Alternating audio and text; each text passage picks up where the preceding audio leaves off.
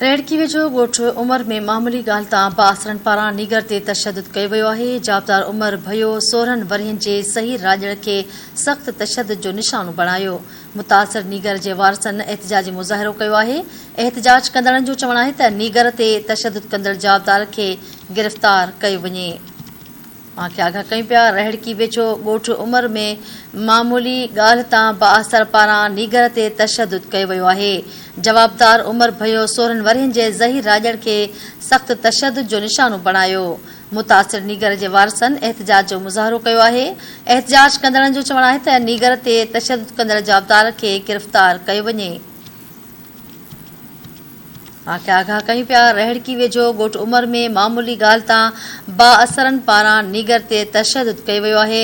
जवाबदार उमर भयो 16 वरियनि जे ज़हीर राॼण खे सख़्त तशदुद जो निशानो बणायो आहे।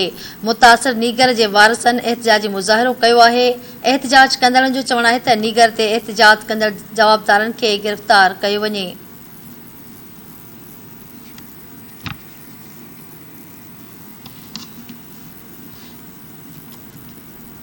आगाह कयूं पिया। रेहड़की वेझो ॻोठ उमर में मामूली ॻाल्हि तां बाअसरनि पारां नीगर ते तशदुद कयो वियो आहे। जाबदार उमर भयो 16 वरियनि जे ज़हीर राॼण खे सख़्त तशदुद जो निशानो बणायो। मुतासिर नीगर जे वारसनि एहतिजाजी मुज़ाहिरो कयो आहे।